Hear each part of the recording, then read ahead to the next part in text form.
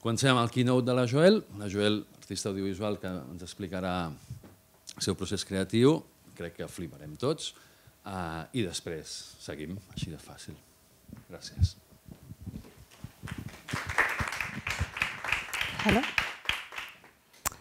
Thank you so much, Pep and Irene and Maria and everybody for having me. So my name is Jöelle Snaith, and I'm an audiovisual artist and designer. And I'm very happy to be here today to talk about my work, especially in the context of creativity beyond boundaries and creation on the margins. So a lot of my projects actually do live on the fringes and on the outer edges, in that they can be a little bit obscure, maybe a bit strange, and definitely a bit more unusual from like a musical and a visual perspective.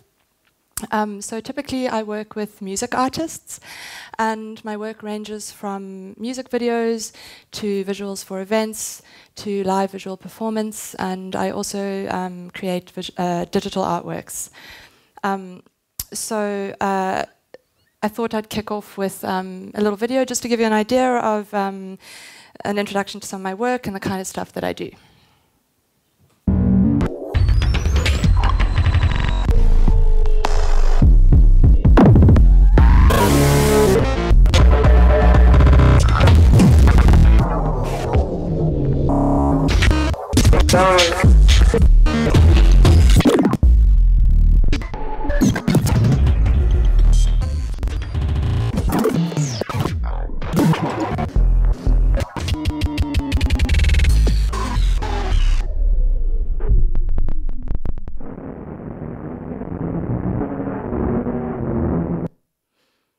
So I would say the thread throughout all of my work is this kind of interest I have between the relationship between sound and form. So just a little bit of background about me. I'm from Cape Town, South Africa, but I've lived in London for the past 5 years. And professionally, I actually work as a designer at an educational startup in London where I do visual and interaction design. But today I'm here to talk about my audiovisual work, which is actually what I do in my spare time and in the after hours. I think listening to music is a very emotional experience for most of us. I think for me, it's definitely a form of escapism. And when I think about creativity beyond boundaries, I think about, it really makes me think about escaping limitations and maybe even escaping a certain reality. And music for me really forms the basis of all my work, because without music I have nothing to draw the emotion from. So I'm always asking myself, like, what does this sound actually look like? What is this connection between what I'm hearing and what I'm seeing? And how can I visually communicate my emotions and my feelings that I'm actually having when I'm listening to the music? I suppose for most of us, if you're a creative, the things you make are often a reflection of your state of mind or of your environment. And for me, my work deals a lot with my ongoing existential crisis. And I'm always kind of drawn to this certain melancholy and sadness that I often hear in frequencies and vibrations in the music. So I'm going to start by showing some of my earlier works and talk a little bit about my process and my tools, and also how that's evolved over the years. I started in 2009. I was doing visuals in Cape Town for a monthly drum and bass party. And then probably about a year later, I started working with a drum and bass group called Counter-Strike, and I was working on some music videos for them. So all my work is computer generated, and I started working primarily on After Effects. And this really became, this project became my first experience of using sound as an input to actually drive animation. So each video was made up of a sphere which encompassed and kind of represented the chaos and the energy of the tunes. And you'll see what I mean when I play a short clip from one of the videos.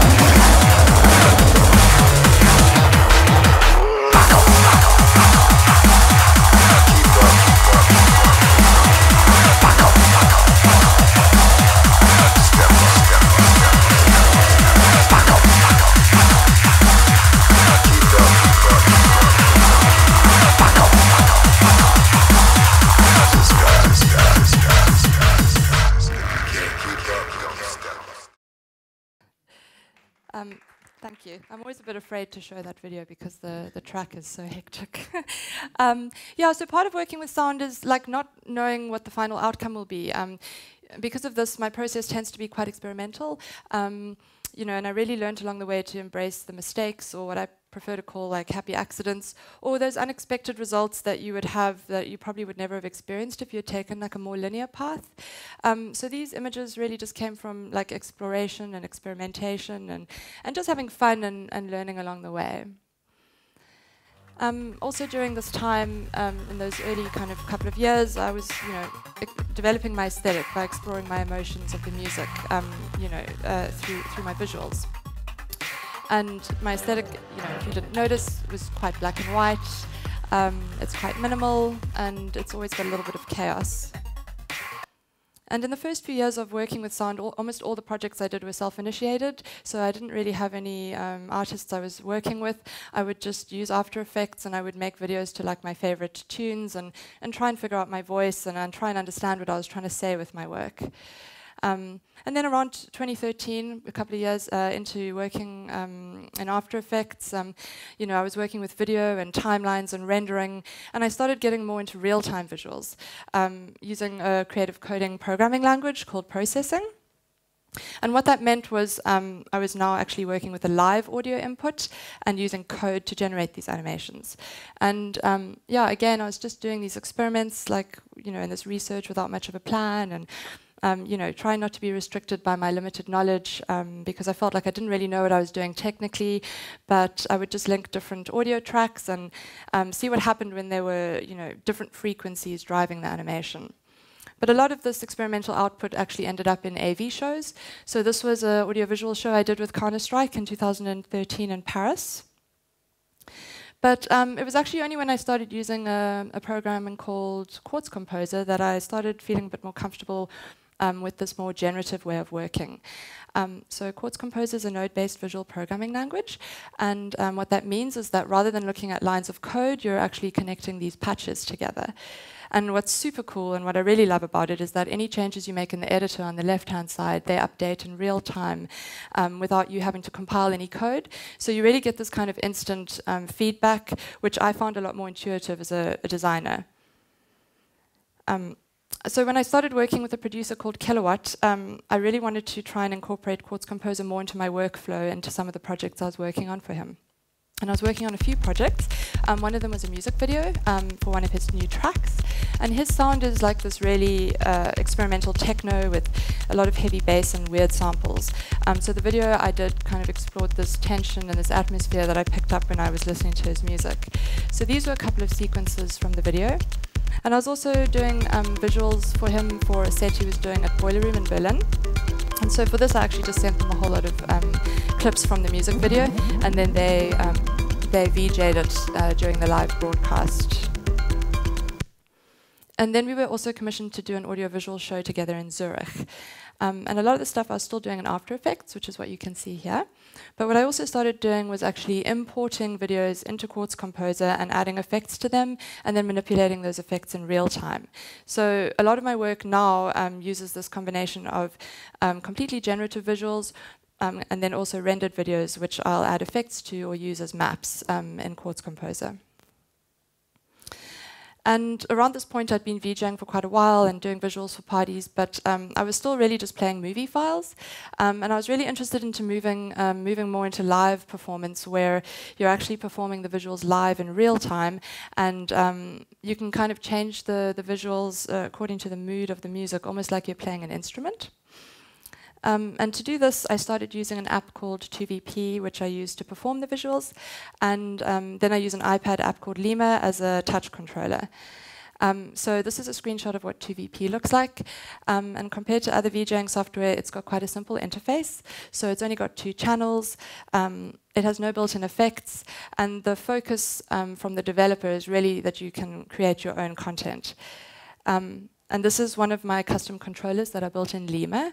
So Lima is an iPad app where you can build your own controllers. So the cool thing is, if you need more, you can build whatever controller you want. So if you need more sliders, you can add more sliders. If you need more knobs, you can add more knobs. So it's not like you're limited to a piece of hardware that has like a finite number of knobs and sliders, for example. And that's my setup that I use for all my live shows at the moment. And one of the shows I want to talk a little bit about is Mira Festival, which happens here in Barcelona, and I believe it's happening next weekend. And yeah, in 2015, I was invited to do a visual show there, and I was asked to collaborate with an artist called Andy Stott. And it was actually a little bit difficult because he was playing he was performing a whole new album, and the label didn't want to send me any of the unreleased tracks beforehand. So I just had to create the show listening to kind of his old stuff, and then improvise and respond to the music in the moment without any real understanding of what Andy would be playing on the night. At the time, my existential crisis was like 10 out of 10, and I was totally questioning my existence and feeling very insignificant in the world. And I wanted to somehow like represent this. So I had this idea of looking at the earth from the outside, looking in, because I think that can make a person feel very small, like seeing your earth suspended in this kind of void. And I'd found these free time lapses that NASA had put online, and I used these as maps in After Effects to kind of create these sequences. And then I brought those back into Quartz Composer. So this is a little behind the scenes video which gives an idea of the show and the process and covers a little bit of what I've been explaining up until now.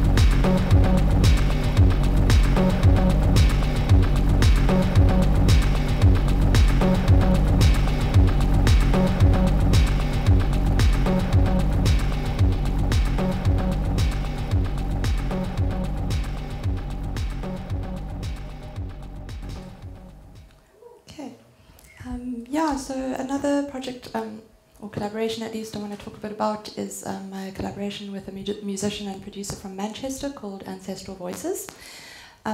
So his music is very ambient and quite minimal, and also really rich with like lots of textures and lots of layers of sounds. And I think he made his first album after a psychedelic experience, so the vibe is quite trippy. So I was collaborating with him on an audiovisual show, which I developed around this dark and trippy vibe that I kind of got when I listened to the music. So these were some of the frames from the AV. And then also after the show, he was releasing a second album called Divination. And the album again was just really abstract and slow moving and full of these rich textures and these kind of tribal overtones. And it also expanded on some of the themes that I had been working on for the AV show. So when I decided to do a video for him, I decided to do one for one of the tracks, and I thought I'd use the show as the basis for the video and rework and expand on the visuals that I'd already been working on beforehand. Yeah, so I'm just going to play a minute. The video is 6 minutes long, so I'm just going to play a minute from the full video.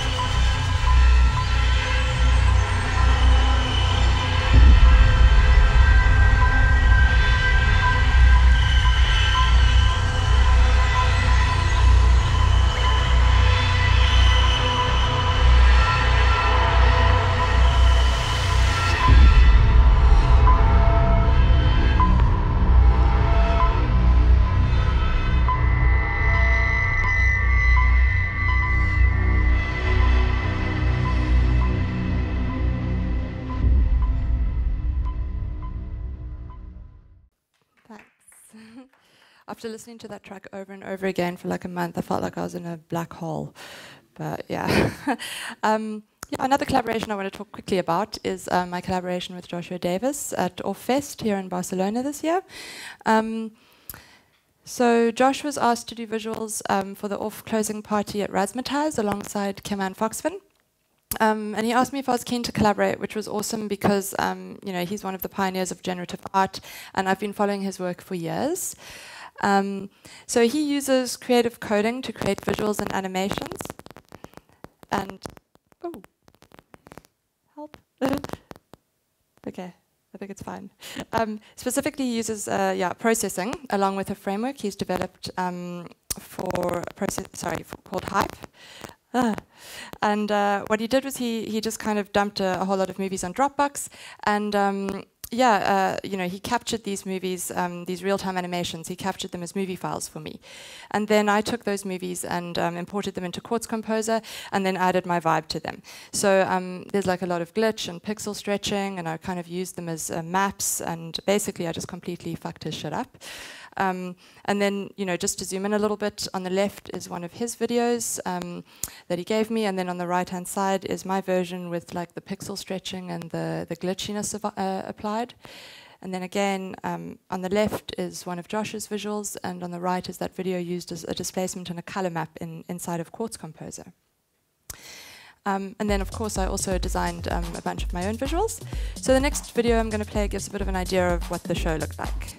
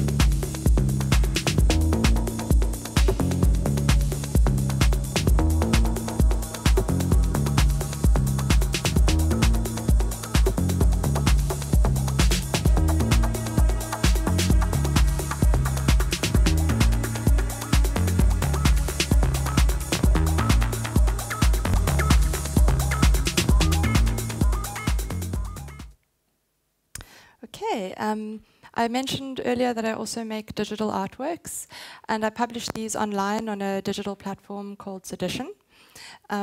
So this is one of my artworks from 2015, and it kind of goes back to my roots and references some of my earlier work. It's about an atom in an unknown universe that is damaged and like fragments into a million different pieces. And it's also an example of how I like kind of remixed some of my earlier work to create something completely new.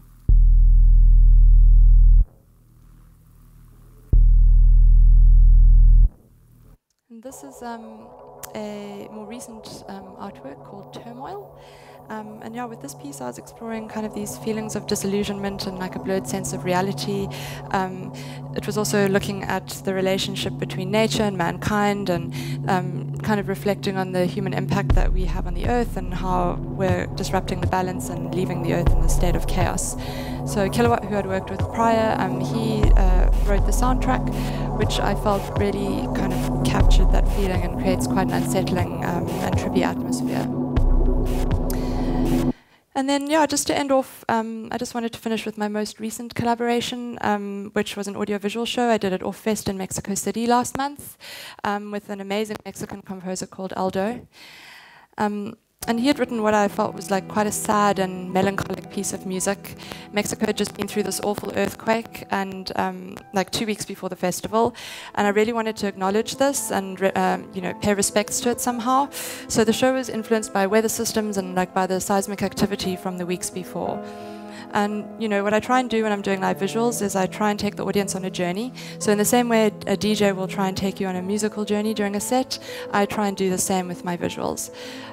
Yeah, the show is 20 minutes long, so I can only show a very short piece from it. So I'm just going to end with this 3-minute segment from about halfway through.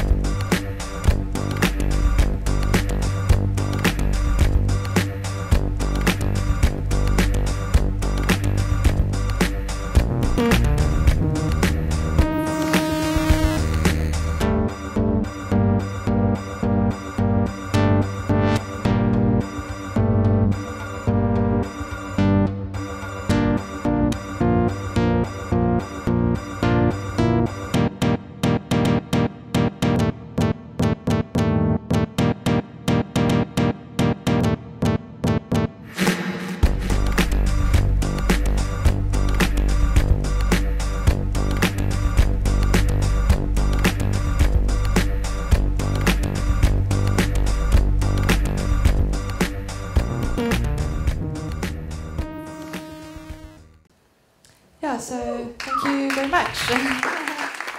Hello.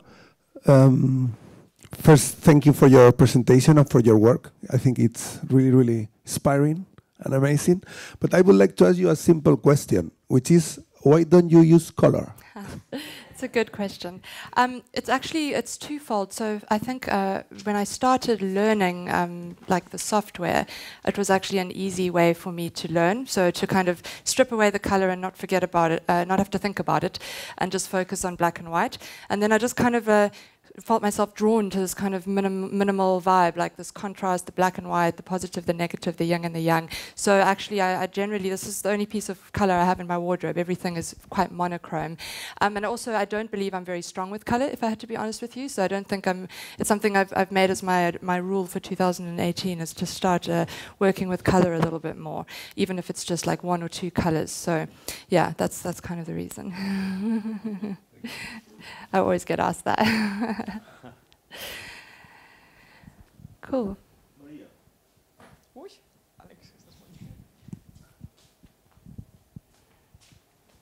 I take advantage of the Q&A thing that I have with you.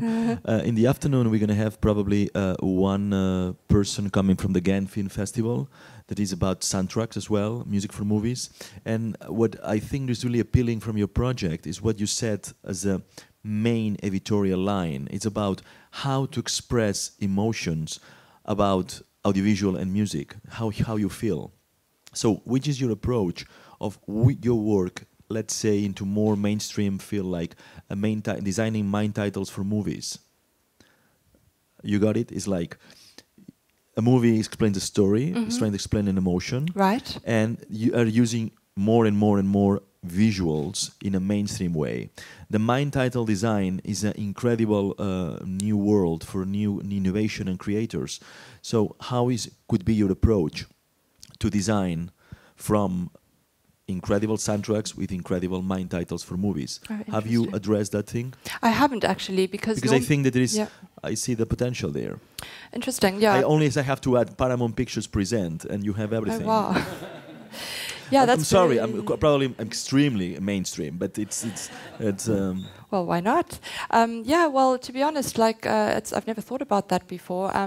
Normally, I would always start with the music. So I've done one project before where I had to design visuals without hearing the music. And that was awful. It was like my worst experience ever. So I think in that example, I feel like I would almost have to watch the whole movie before I would be able to design the title sequences. First of all, nice to meet you. I was in the Mira Festival back in 2015. Oh, wow. And I saw the Understood show, and I've always wondered who did the visuals. So it's good to meet you. And then I wanted to ask, why do you call yourself that you're a creator from the margins?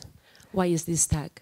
Yeah, I think it's because it begins with the fact that a lot of my work is a little bit more obscure, especially some of the music artists that I work with.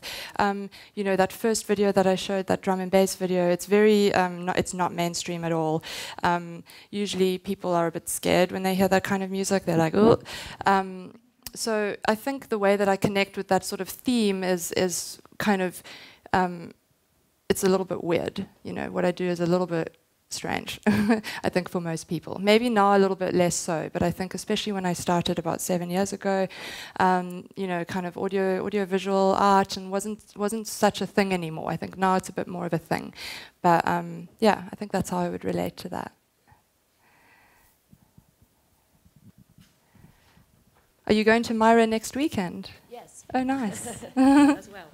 Or Mira. I always say it wrong.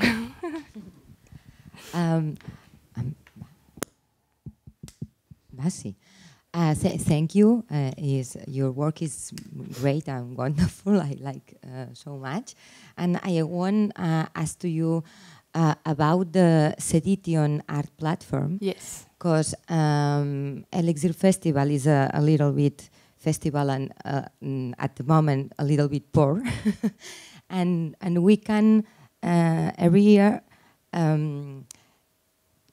vote or buy a piece in a Sedition art, no? And sometimes I think it's too cheap And I sometimes I ask me, is ethical right? Is you are agree with Seditionari, it's a good trip, or what about?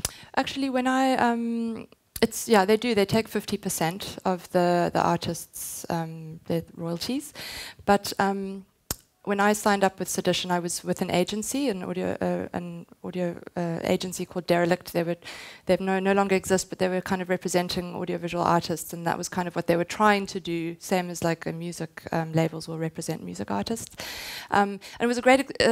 It was a good opportunity to get exposure, and I liked what they were doing. I liked the idea of this kind of online art platform where you can stream art to your screens, and I don't think they've got it quite right yet, because they have some support for like Chromecast and Apple TV, but because in my mind, how on Chromecast, like it's got like you can run a stream of images, or like on Apple TV, when the TV's on, it runs like a stream of images from online. So the idea is that you could do something like that with Sedition, with these artworks that you've bought, or maybe buy a frame, and they're just always running these kind of digital art pieces. So I like the idea. For me, it's not a main source of income, so it's something that I kind of do because I kind of support the idea of it. But yeah, I suppose it's a conversation to be had, especially if you're an artist that wants to make a living, because I don't think you can make a living off it. Yeah. Then it's done. Thank you. Thank you very much. Thank you. Thanks so much. Thanks again.